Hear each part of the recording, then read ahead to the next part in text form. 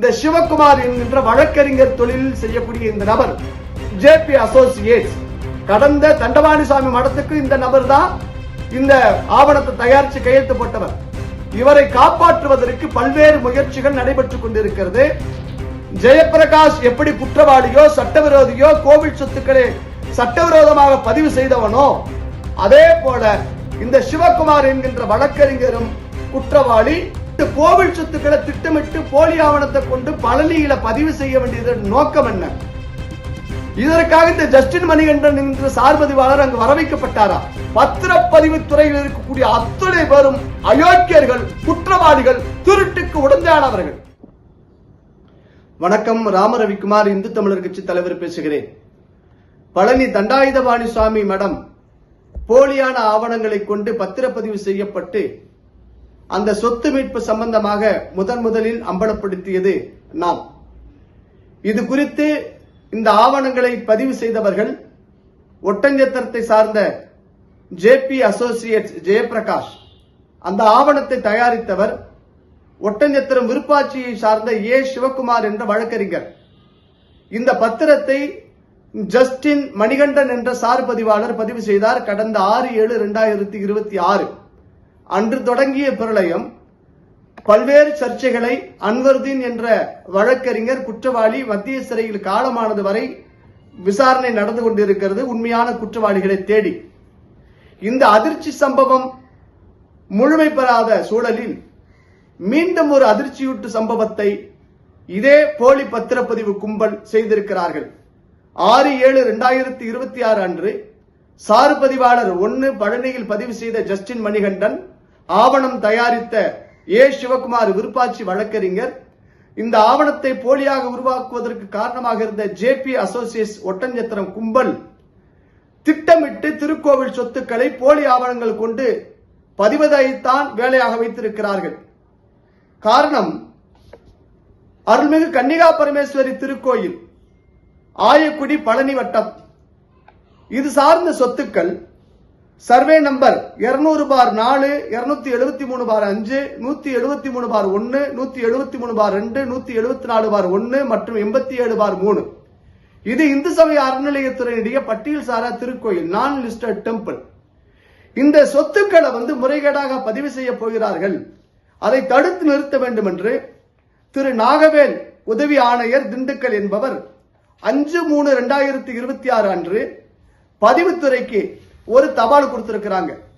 மேற்படி சொத்துக்கள் பதியக்கூடாதுன்னு சொல்லி, பதியக்கூடாது என்று இந்து சமய அறநிலையத்துறை சார்ந்த அதிகாரி பெருமக்கள் கோவில் சொத்துக்களை காக்க வேண்டும், சட்டவிரோத விற்பனை தடுக்க வேண்டும் என்று சொல்லி இருந்தாலும் கூட மேற்படி திருக்கோயில் சொத்துக்களை திட்டமிட்ட ரீதியில் போலி ஆவணம் கொண்டு தயாரிக்கக்கூடிய இந்த திருட்டு கும்பல் ஜஸ்டின் மணிகண்டன் என்கின்ற சார்பதிவாளர், ஜேபி அசோசியேட்ஸ் என்கின்ற ஒட்டஞ்சத்திரம் ஜெயபிரகாஷ், அட்வொகேட் என்ற பெயரில் இந்த மாதிரி கோவில் சொத்துக்களை திருட்டுத்தனமாக பதிவு செய்வதற்கு இருக்கக்கூடிய விருப்பாட்சி சிவகுமார் என்கின்ற வழக்கறிஞர் ஜேபி அசோசியேட்ஸ் மேற்படி திருக்கோயிலுக்கு சொந்தமான சொத்தை 6/7/2026 பழனி திருக்கோயிலுக்கு பத்திரம் போட்ட அடுத்த நாள் 7/7/2026 அன்று சுமார் 9 லட்சம் ரூபாய்க்கு சுமார் இன்றைய மதிப்பு 2 கோடி பெருமானம் உள்ள சொத்தை பதிவு செய்திருக்கிறாங்க.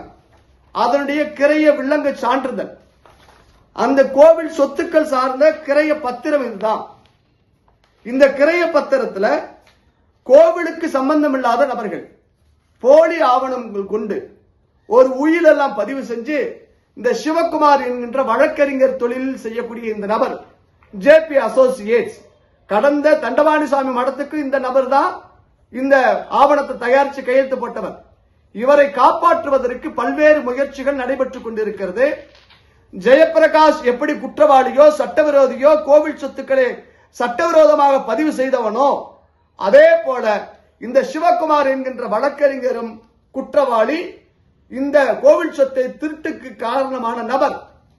இந்த ஆவணத்தை 7/7/2026 அன்று இதே திருடன் சார்பதிவாளர் என்ற பெயரில் இருக்கக்கூடிய ஜஸ்டின் மணிகண்டன், ஆக இந்த கோவில் சொத்துக்களை திட்டமிட்டு போலி ஆவணத்தை கொண்டு பழனியில பதிவு செய்ய வேண்டியது நோக்கம் என்ன? இதற்காக இந்த ஜஸ்டின் மணிகண்டன் என்ற சார்பதிவாளர் அங்கு வரவைக்கப்பட்டாரா? 2024 இருந்து ஜெயபிரகாஷ் ஜேபி அவர் பதிவு செய்த பத்திரங்கள் எல்லாம் ஆய்வு செய்வதற்கு பத்திரப்பதிவுத்துறை ஒரு சிறப்பு குழுவை நியமித்திருக்குன்னு சொன்னா 3 மாதத்துக்கு ஒருமுறை நடக்கக்கூடிய பத்திரப்பதிவுத்துறையில் நடக்கக்கூடிய தணிக்கைகள் ஆடிட்டிங் என்னாச்சு? நான் நேரடியாக குற்றம் சாட்டுகிறேன். பத்திரப்பதிவுத்துறையினுடைய தலைவர் அருண்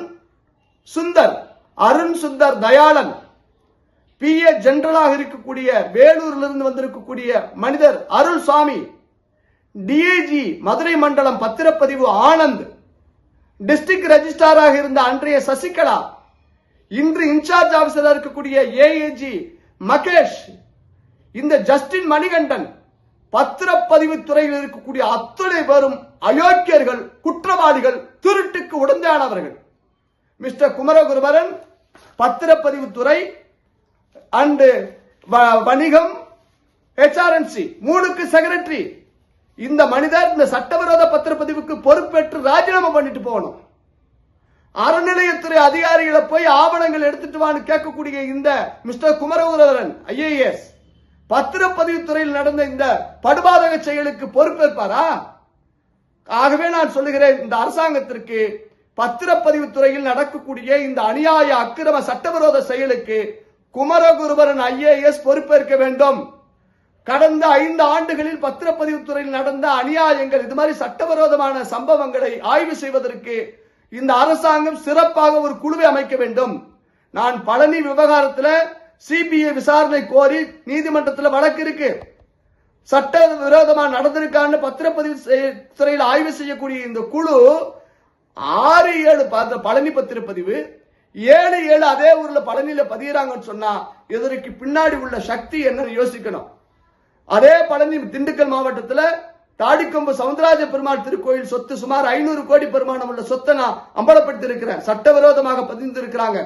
இதற்கெல்லாம் இந்த பதிவுத்துறையுடைய தலைவர் அருண் சுந்தர் தயாளன், இந்த PA general DIG Anand, Mahesh, Dindigul இருக்கக்கூடிய சார்பதிவாளர் அலுவலகத்தில் இருக்கக்கூடிய நபர்கள் முழுமையாக குற்றவாளிகள். கோர்ட் இதை நடவடிக்கை எடுக்கும் நான் நம்புறேன். சட்டத்துக்கு உட்பட்டு போவோம். ஆனால் இந்த பழனியில நடந்த கன்னிகா பரமேஸ்வரி திருக்கோயிலுக்கு சொந்தமான சொத்தை 7/7/2026 பதிந்த இந்த ஜஸ்டின் மணிகண்டன், ஆவணம் தயாரித்த ஜெயபிரகாஷ், அந்த ஆவணத்தை தயாரித்து கொடுத்த சிவகுமார் போன்ற வக்கீல்கள் குற்றவாளிகள். இவர்களை குண்டர் சட்டத்தில் கைது செய்து சிறையில் அடைக்க வேண்டும் என்று மட்டுமல்ல, இவர்கள் சார்ந்த விஷயங்களை முழுமையாக அம்பலப்படுத்துவதற்கு அரசு முயற்சிக்க வேண்டும். நான் தொடர்ந்து இந்த விஷயங்களை, திருக்கோவில் சார்ந்த விஷயங்களை நான் அம்பலப்படுத்துகிறேன். இதற்கு பின்பாக இருக்கக்கூடிய பெரும் இந்த ரியல் எஸ்டேட் கும்பல் இருக்கிறது, அவர்களை கைது செய்ய வேண்டும் என்ற வேண்டுகோளை இந்த தருணத்தில் பதிவு செய்கிறேன். ஜஸ்டின் மணிகண்டன், சிவகுமார் வழக்கறிஞர் விருப்பாச்சி, JP அசோசியேட் ஜெயபிரகாஷ் ஆகியோர்கள் குண்டர் சட்டத்தில் கைது செய்யப்பட்டு சிறையில் அடைக்க வேண்டும். இது குறித்து நாளை இந்து சபை அறநிலையத்துறை ஆணையரை சந்தித்து மனு அளிக்க இருக்கிறேன். நடவடிக்கை எடுப்பார் என்று நம்புகிறேன். இல்லை என்றால் நீதிமன்றத்தை நிச்சயம் நாடுவோம். அனைத்தும் ஆவணம் இருக்கிறது. ஆவணம் இல்லாமல் பேசவில்லை. இந்த ஆவணத்திற்கான அனைத்து விஷயங்களையும் அம்பலப்படுத்தி இருக்கிறேன். நன்றி, வணக்கம்.